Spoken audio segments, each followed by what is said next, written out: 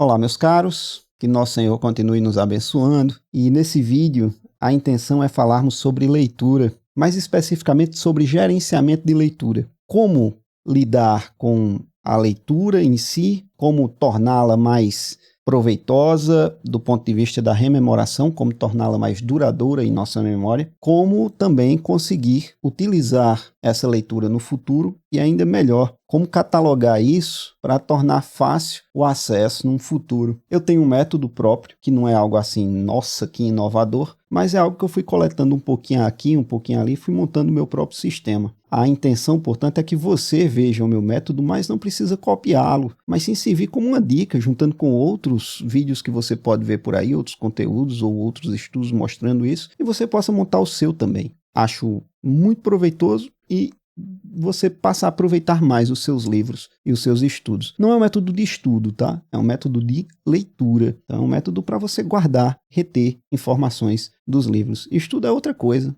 outra parada, e a gente pode fazer um vídeo depois sobre isso. Por hora, leitura. Logo de início é importante que a gente faça uma separação bem clara entre qualidade e quantidade, tá? Eu sei que hoje em dia tem se proliferado muito nas redes e com essa disseminação de cursos que a gente tem cada vez mais, tem se disseminado a ideia de leitura dinâmica. Eu já vi, por exemplo, pessoal vendendo curso de ler, sei lá, uma dezena de páginas por minuto ou a cada 10 minutos. Logo, explico e aviso de antemão que não se trata disso. A ideia é que você leve o tempo que for preciso para fazer a leitura do livro, mas faça com o máximo de qualidade possível. Como professor dessa área, eu consigo dizer com total certeza que ler com qualidade é mais importante que ler em quantidade. E ainda mais como estudioso do assunto, porque eu me interesso muito por essa área de leitura do ponto de vista cognitivo, também do ponto de vista histórico, e nenhum grande pensador foi um exímio leitor de leitura dinâmica, mas sim um grande estudioso, catalogador, que precisa ler, precisa anotar, precisa catalogar, precisa revisar.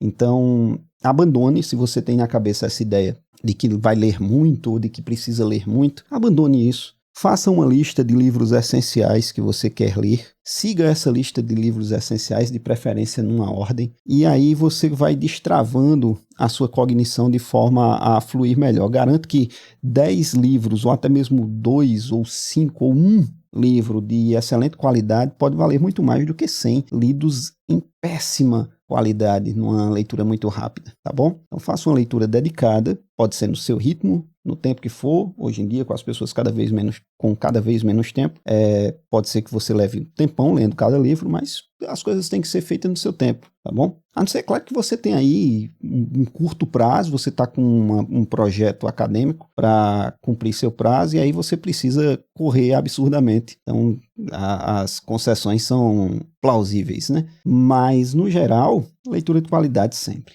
tá bom? E quando você assume a perspectiva de que a leitura de qualidade é mais importante, você passa a reconhecer uma outra importância fundamental. A leitura, ela é essencialmente uma conversa com o autor. Somente o livro te permite conversar, dialogar com pessoas que viveram há sei lá quanto tempo ou pessoas com as quais você raramente terá a oportunidade de encontrar-se. Então você tem a capacidade de ouvir as ideias, de bater um papo com qualquer pessoa que tenha escrito um livro. Ainda mais, não só qualquer pessoa, mas com qualquer gênio. Então você tem condições de dialogar, de conversar com São Tomás de Aquino, mesmo ele tendo vivido há muito tempo. Você tem condições de dialogar com Platão, com Sócrates. Você tem condições de dialogar ou de sentar para ouvir as histórias de um Dostoiévski. Leitura é sempre esse diálogo, essa conversa. Se você lê dinamicamente, você está tentando absorver o máximo possível de coisa e não está aproveitando essa característica essencial da leitura. Logo, sua cognição não vai ter o mesmo proveito. O nosso cérebro utiliza diferentes partes para lidar com a leitura. Enquanto a linguagem falada utiliza-se de uma área específica, a leitura ela vai ter que ativar diferentes setores do cérebro, porque nós não nascemos necessariamente para ler. Nós adaptamos o nosso cérebro nesse sentido. Fiz um vídeo explicando isso melhor. Recomendo que vocês assistam. E mais uma vez, sempre que eu falo de um vídeo, é importante recomendar este canal. Eu sou Rodrigo Leão, sou professor, lido com leitura. Nesse canal nós falamos de linguagem, falamos de narrativa, falamos até de educação. como agora. Então, se você gosta desses assuntos ou gosta desse vídeo, por favor, curta e se inscreva no canal, porque isso é muito importante, isso alimenta o algoritmo do YouTube e lança esse trabalho para frente. Então, voltando, tem um vídeo onde eu explico isso melhor da cognição. Mas, em resumo, em essência, por hora, basta saber que o nosso cérebro lida com diferentes setores que aí dialogam entre si, se comunicam no momento da leitura. Isso favorece um enorme desenvolvimento cognitivo. Seu cérebro, sua mente se expande quando você está lendo. Então, sua capacidade de cognição é expandida durante a leitura. Então, quanto mais você lê com qualidade, evidentemente, você tem mais capacidade de raciocínio.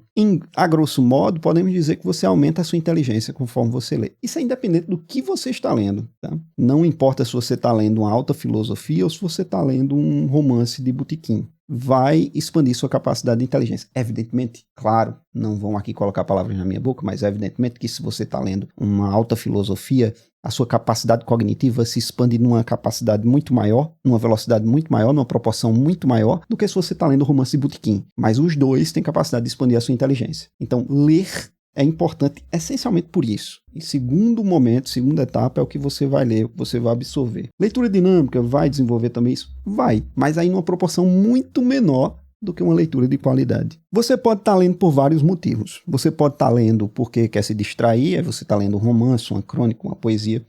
Você pode estar lendo porque você precisa estudar para um conteúdo, você pode estar lendo porque quer aprender mais sobre determinado assunto. A depender do seu propósito, pode ser mais ou menos importante reter essa informação, aprendê-la. Mas acredito eu que mesmo que você esteja lendo por fruição, que aqui eu vou colocar como mais banal dos motivos para a leitura, você quer lembrar daquilo depois. Ninguém quer ler um calhamaço como Dostoiévski. Eu vou citar Dostoiévski porque ele tem uns livros enormes. Ou um calhamaço como Charles Dickens, para citar um outro exemplo aqui. Deixa eu mostrar para vocês aqui.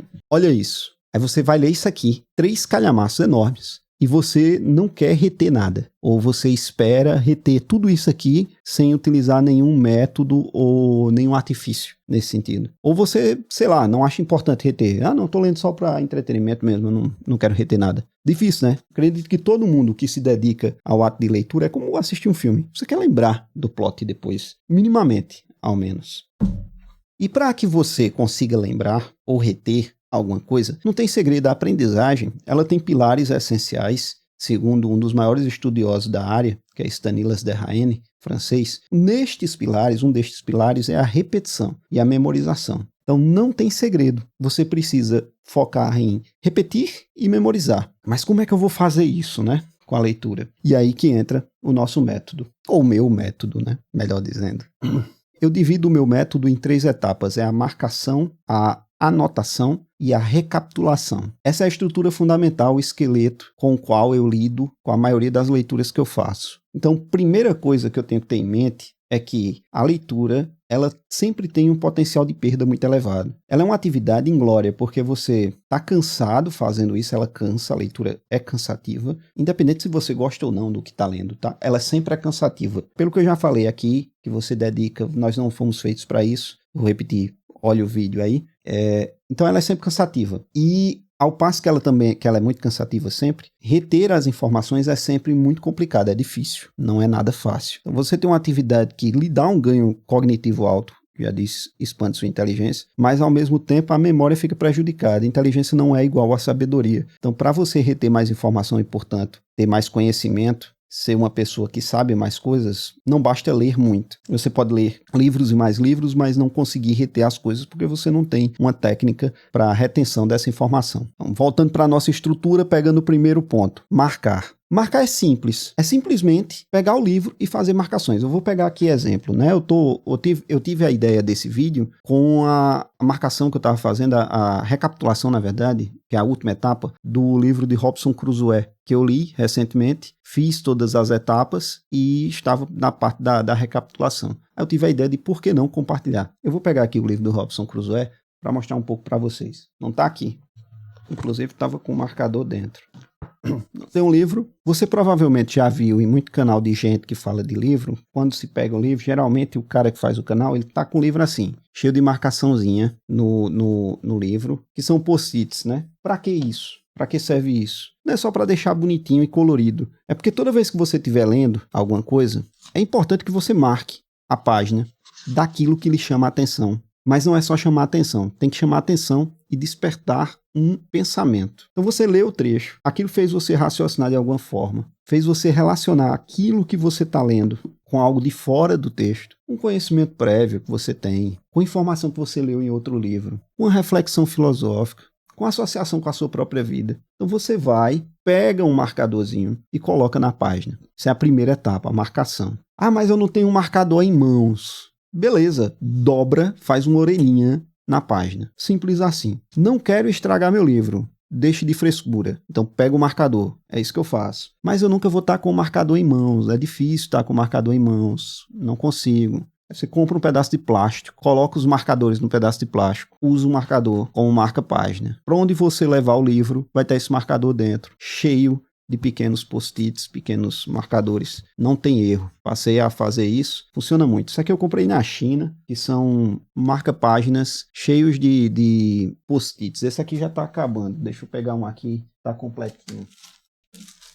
Esse está novo. Então é um pedaço de plástico, como uma capinha de acetato, que a gente coloca em encadernação. Então você coloca os marcadores nele e pronto, está sempre às suas mãos. Eu comprei na China um monte, que aí sempre tem reserva para usar. Baratinho, coisa muito barata. No Brasil isso é mais caro, mas na China foi baratíssimo. Então eu comprei um monte, fiz um estoque e tenho sempre em mãos. Inclusive deve ter espalhado num monte de livro aí que eu vou esquecendo, conforme eu vou lendo. Você pega isso, marca a página, ok. Isso vai ter uma finalidade depois, tá? Quando a gente chegar na última fase, você vai entender porque a gente marca tudo. Conforme eu dizia, aí você marca porque isso lhe despertou um pensamento. Não é marcar tudo que eu vejo. Eita, eu vejo, gostei disso aqui. E marca. Ela tem que lhe despertar um pensamento. Tem que fazer você fazer uma relação com outra coisa. A segunda etapa é a anotação. A anotação ela é um pouco mais complicada de ser feita porque exige que você tenha em mãos uma ou outra ferramenta, que pode ser um lápis, pode ser o celular, mas você tem de ter um mecanismo para fazer isso. Se você tiver o lápis em mão, ótimo. Você pode anotar na própria folha, na própria página. Aí eu tenho outro livro aqui que vai estar cheio de anotação. A coisa mais feia do mundo. Nesse aqui, por exemplo, eu usava uns post-its maiores, usei uns post-its maiores e anotei no próprio post-it. Não importa também se sua caligrafia, inclusive horroroso os post-its gigantes, mas tá aqui, tá valendo. Não importa a qualidade da sua caligrafia, não importa a qualidade da anotação, o importante é que você anote de forma rápida e objetiva o tipo de pensamento que você teve naquele momento, qual a relação que você está fazendo durante a leitura. E isso vai ser utilizado depois. Confesso que muitas vezes eu deixo passar essa segunda etapa da anotação, então eu considero menos fundamental no processo. Se eu fosse colocar no hierarquia, eu colocaria a anotação em último lugar. Até por uma questão de exercício de memória. Eu sempre tento rememorar o pensamento que eu tive e eu tenho uma técnica para isso que vai entrar agora na terceira etapa, na nossa terceira etapa. Mas antes da terceira etapa, uma coisa que pode ajudar muito é um bloquinho de notas, né? Você ter levar sempre consigo um caderninho de anotações para estar lendo, anotando aqui. Outra ferramenta que eu uso muito é anotações no celular. Então você pega um aplicativo celular de notas, que você possa organizar isso relativamente, aí você pode escolher o aplicativo à sua escolha, e você fazer a anotação de acordo com a obra e as páginas. Então eu abro um arquivo na anotação, coloco o título desse arquivo, o livro que eu estou lendo, e vou colocando a anotação e a página. Comentário e a página. Como eu marquei na primeira etapa, então fica muito fácil de recorrer. Eu olho a página 31, vou ao livro, está lá marcado. Olho mais ou menos qual é a citação que eu marquei, porque eu coloco o post-it em cima do parágrafo que eu estou lendo, como aqui, por exemplo. Então eu pego, coloco o post-it em cima do parágrafo. Quando eu retorno para o livro, aí eu releio o parágrafo inteiro para saber qual trecho que me interessava. Então, a anotação funciona dessa forma, recapitulando, né? Primeiro eu marco o trecho que me interessa, anoto o pensamento que me levou a marcar aquele trecho, para então irmos para a recapitulação, que é a terceira etapa. A terceira etapa ela é um pouco mais trabalhosa, e aí ela ela acaba sendo o maior empecilho para as pessoas, porém eu considero ela importantíssima. Talvez seja a etapa mais importante. É complicado colocá-la como a mais importante só porque ela é muito dependente da primeira etapa, que é a da marcação, por exemplo. Não há como fazer essa recapitulação de forma digna sem marcar primeiro. Até dá. Eu já fiz muito recapitulação tentando não marcar, sem ter marcado o livro. Isso principalmente na época de faculdade, quando eu precisava escrever mais e tal, academicamente, né? Então, eu lia muita coisa, era um volume muito, muito amplo de leitura. Muitas vezes era uma leitura rápida mesmo, quase uma leitura dinâmica. E eu tentava recapitular a leitura que eu tinha feito apenas de memória. E isso acontecia somente pela minha falta de disciplina, só deixando claro. Por que é mais difícil de cumprir? Porque você terminou sua leitura, você quer partir para a próxima, você quer ocupar o seu tempo com o próximo livro, você está com aquela pilha de leitura gigante, você quer ler mais coisas. E sentar para passar um tempo, sei lá, horas, recapitulando, não é algo que apraz muito, que nos atrai. Bate preguiça, um certo desengano. E não tem segredo, né? Quando a preguiça bate, quando bate o desengano, o que é que eu preciso fazer? Disciplina, hábito, costume. Eu, particularmente, já usei muitos métodos de recapitulação. Já fiz recapitulação em caderninho, já fiz recapitulação em folhas de ofício, já fiz recapitulação em ficha, todas péssimas e horríveis, porque eu sou meio, se for material analógico, acabo me desorganizando, eu perco as coisas, porque demandaria um espaço dedicado a isso, um armário, uma gaveta só para isso, alguma coisa nesse sentido. Então eu já tentei fazer caderninhos catalogados, colocava na página, capa, né? Logo nessa folha de rosto aqui, eu colocava o número, a referência do caderninho. E tem o caderninho com a referência, com as anotações. Já tentei fazer isso, consegui fazer por algum tempo, aí depois os caderninhos foram se acumulando e eu perdi. Mas se você é uma pessoa mais organizada com esse material analógico, recomendo fortemente, deve funcionar. Ficha, né, vendo aquelas fichinhas de anotações em papelaria, que também deve funcionar bastante para isso. Mas eu encontrei um jeito digital de fazer, que é utilizando o aplicativo Obsidian. E a partir de agora eu vou abrir a tela aqui do computador para nos ajudar a entender como é que eu faço esse processo. Pois bem, meus amigos, este aqui é o Obsidian, a minha ferramenta digital, onde eu trabalho, onde eu faço a catalogação das obras que eu leio. É uma ferramenta que me atende bastante por dois motivos básicos aqui. Primeiro, porque ele cataloga tudo em arquivo de texto. Então, se esse aplicativo parar de existir hoje, eu tenho como acessá-lo por meio de outros aplicativos em qualquer sistema operacional. O segundo motivo é porque, como eu já disse,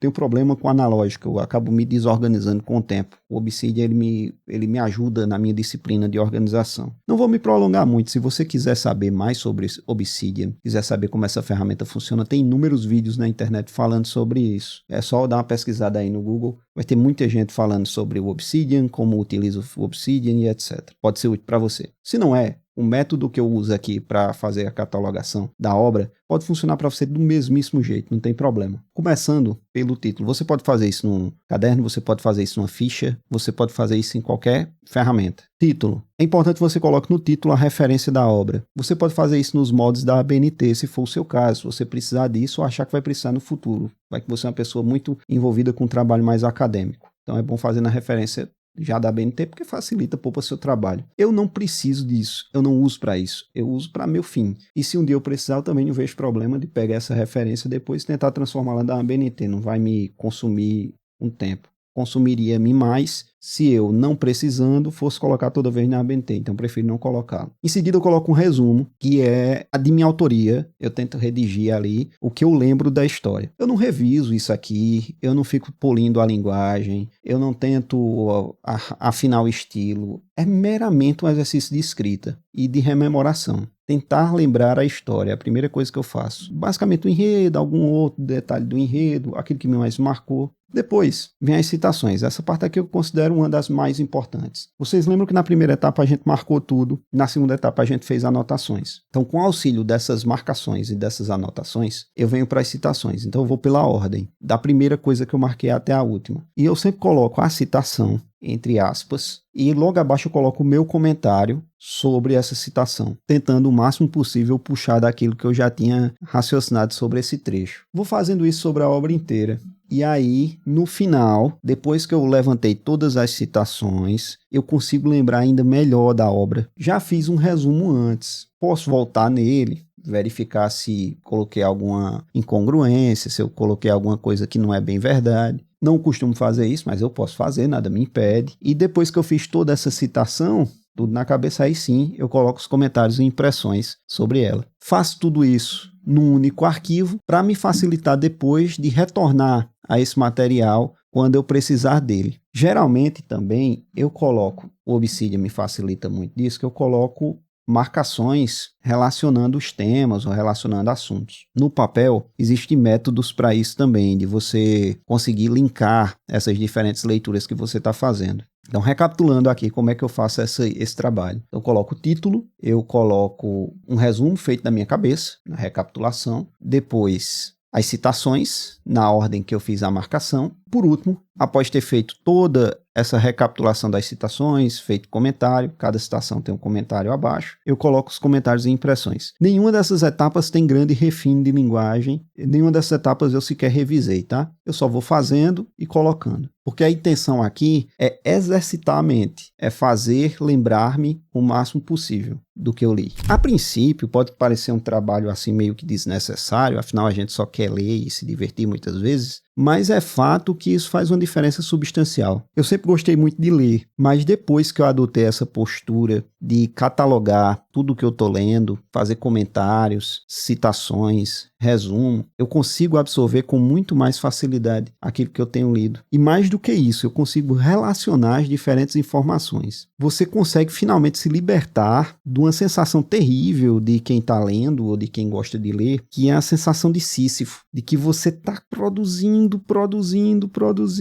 e no final não tem nada. Então toda vez que você abre um novo livro, é como se você tivesse de subir a montanha, rolando aquela pedra enorme, chega lá no topo, satisfação garantida, caramba, lembro desse livro, é maravilhoso, fecha, abre o próximo, quando termina o próximo já não lembra do primeiro. Ou se lembra muito pouco. Voltei, depois de adotar esse hábito, eu cheguei a voltar para obras antigas que eu tinha lido, a leitura se tornou outra coisa, outro nível de leitura, muito melhor, e acabo não perdendo muito tempo. Muitas vezes eu preciso produzir algum material, produzir alguma aula, e eu preciso rememorar uma leitura que eu fiz. Com essa catalogação, eu consigo facilmente retornar aos meus materiais, ver as leituras que eu fiz, analisar as citações, analisar os comentários, o resumo, lembrar relativamente rápido o que eu precisava e fazer o link rapidamente. Isso me poupa tempo. Em essência é isso. Se você abriu esse vídeo, com certeza você queria ouvir sobre método de leitura. É assim que eu faço. É o método definitivo? Acho que não. Deve ter muito método melhor do que esse, mas é o método que eu uso hoje que tem funcionado relativamente bem para mim.